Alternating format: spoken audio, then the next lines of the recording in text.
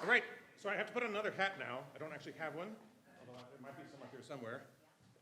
Putting on another hat, I am also the host, MC. So if you didn't like that set, sorry, you're going to see a whole lot of me. So my next performer, first time on stage as a comedian. She's been on stage many times giving us speeches on trips to Africa, walking across a whole country, not this country, but a country. And those times, presenting a message, she was hilarious. This is her first time doing stand-up. So walk on up here, Michelle Friedman!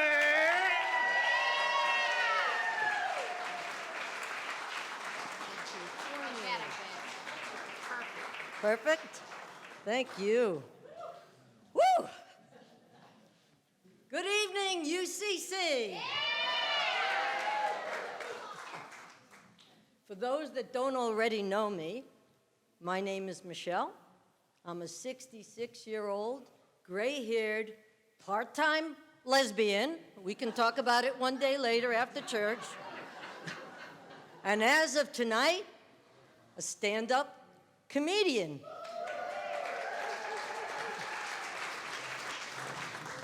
Many of you in this congregation know me as the church's Boo Jew. Because 3 years ago in early November, I gave a stewardship talk where I introduced myself as a Buddhist-leaning Jew. Now, I assumed at the time that everyone understood that Boo Jew was spelled B-U-J-E-W for Buddhist Jew. Seemed simple to me. But now I know that many of you, Mike Stark, Whitney, others, you know who you are, heard it as Boo Jew. B-O-O-J-E-W, like the ghost. Now, how is that possible? Was the concept of a Buddhist Jew just too ethnic for you?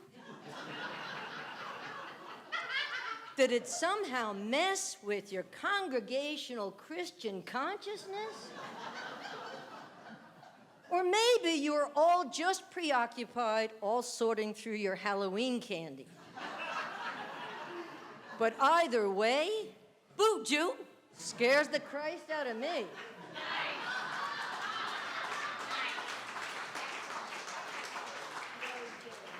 So this Boo Jew has a confession to make. It's Saturday night. Now, are we allowed to make confessions on a Saturday night versus Sunday? Pastor Mike, can you weigh in here? What about one of the other 37 retired pastors in this congregation?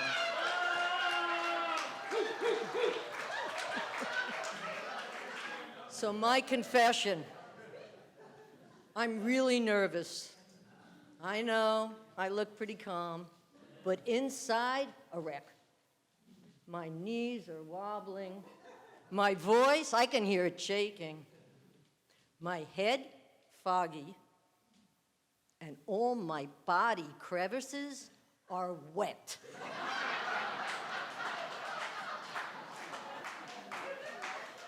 With sweat. You're welcome. But there's a reason for this.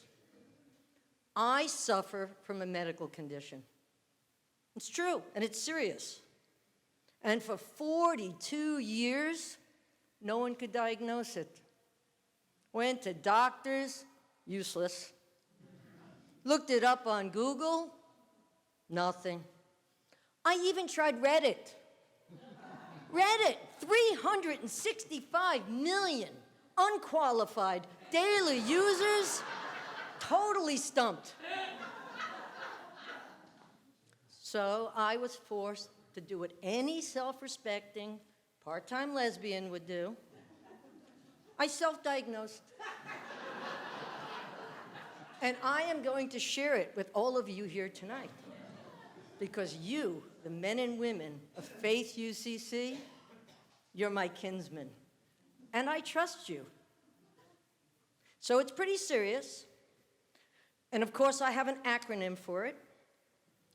I suffer from a condition I refer to as HITWIG. Now I'm going to spell it for you. HITWIG.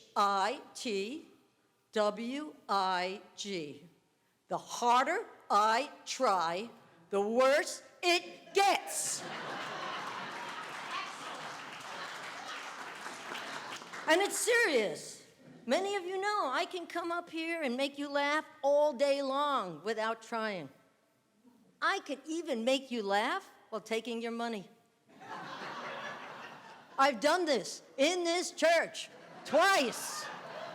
I come up here, I give you a nice story, I say I'm a buju, and you all laugh and laugh and laugh while signing up for membership and cutting checks.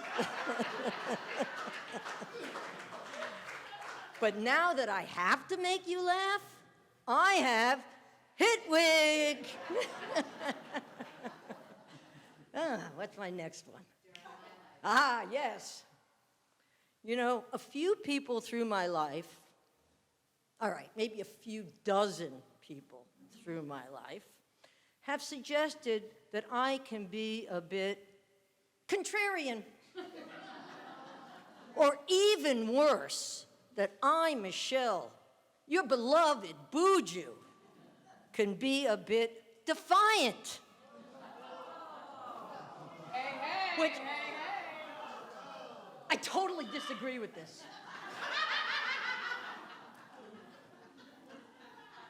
But what I will admit to is that ever since I was a little girl, I didn't take suggestions well. And God forbid someone told me or suggested that I was good at something and should pursue it. The chances of me doing that, 0. Michelle, you're such a good writer. You should write. I never made another diary entry. I never wrote another story. Writer's block, 41 years. Michelle, you're so good at science and nature. You should be a scientist. Or maybe a doctor. That was my Jewish mother. Last science class I ever took, 8th grade biology. And even now, in this church, for 2 years, Whitney, Michelle, you need to do stand-up comedy. You're a natural.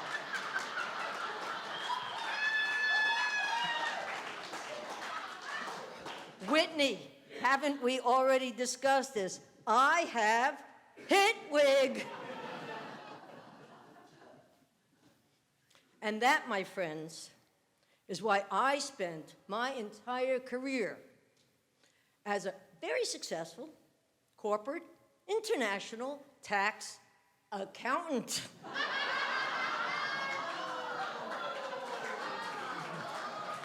Because no one, not one person in 66 years has ever said, Michelle, you should be an accountant.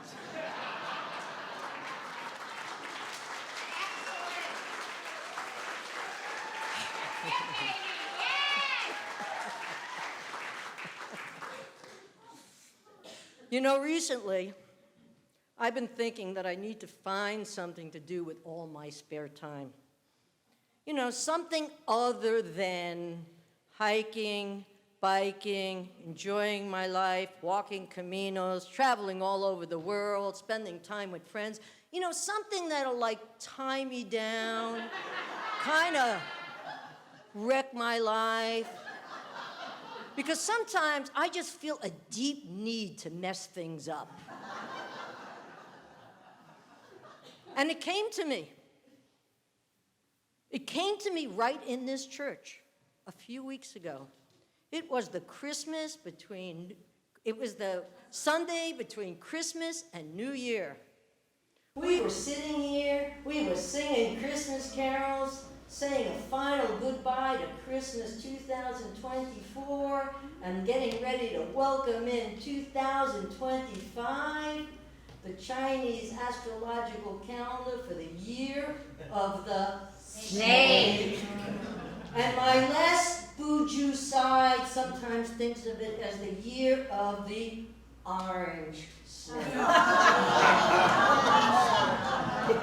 And we were sitting there, I was way in the back, those that know me, I was way in the back next to Mike Stark. And we were finishing up our song, and the last song came on, Auld Lang Syne. You know that song we sing every New Year's Eve. I've sang it 65 times already, maybe 66. I have my glass of champagne, it's probably my first, third, maybe fifth. Right? I have tears in my eyes. I'm embracing anyone within reach. I'm getting ready to watch that ball fall. The music starts. Da da da da da da da.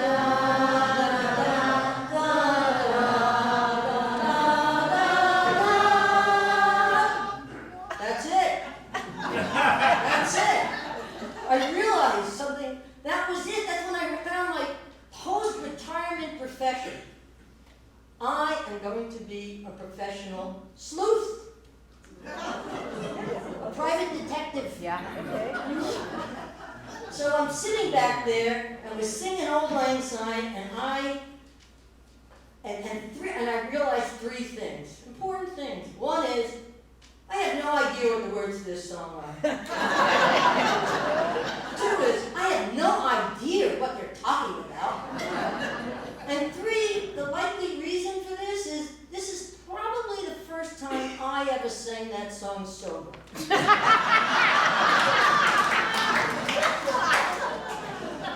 So I'm sitting back there and I realized, oh God, this song has nothing to do with New Year's Eve. Nothing! No! This song is a confession. Yep, it's the confession of Robert Burns, the poet-author who wrote it in the late 1700s.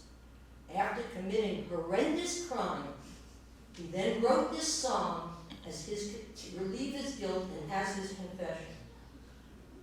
I'm going to take you through it. Some of you are looking skeptical, okay? But I am going to take you through this, okay? Are you ready? Yeah. Faith UCC and members of the jury. By the way, did I ever mention that I always thought I would be a fabulous attorney? Yeah. But unfortunately, in my first year of university, one of my college professors said, Michelle, you should be an attorney. Yeah, accountant. So anyway, I'm going to take you through it now. And you're going to see that what I'm saying is absolutely true. First verse, should old acquaintance be forgotten and never brought to mind? No. He's talking about his old acquaintance, some old friend, and he never wants to bring him to mind. Why? Why? I say fear and guilt. Third verse. And surely you will buy your drink, and surely I'll buy mine. They're in a pub. They're drinking. And the author is saying, I'm not only not going to buy this guy a drink, I'm not even going to let him buy me a drink. That's how bad the riff is between these two. And in the fourth verse, this is where he confesses. We too have paddled in the stream from morning sun till nine. The sea between us roared and swelled since the days of Auld Lang Syne, clear as day. I contend that Robert Burns in 1778 went out canoeing with his old acquaintance and drowned him in the swells of the sea. Yes.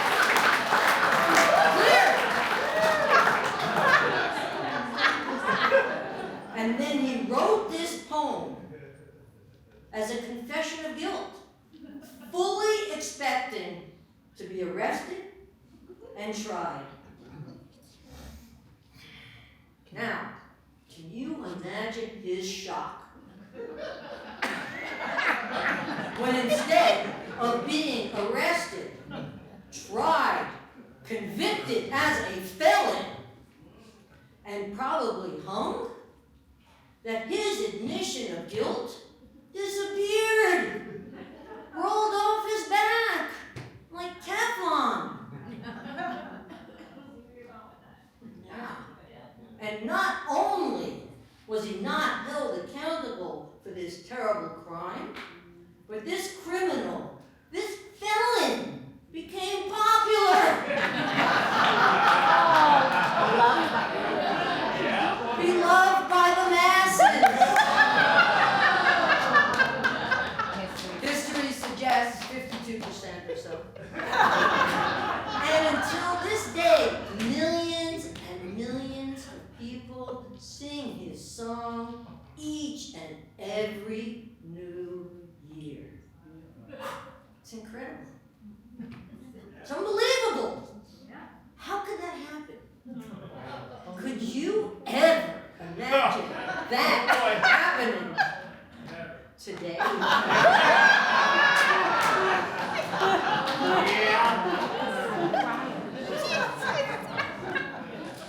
The truth is stranger than fiction, and history repeats.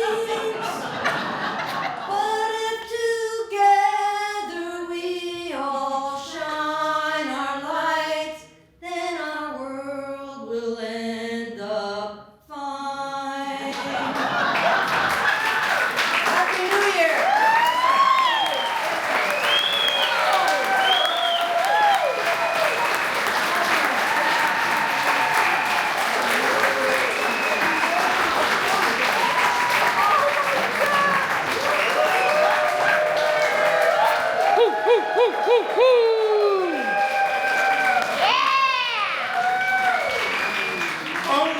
Only Michelle Friedman could write a joke about Auld Lang Syne and Robert, who the world is Burns.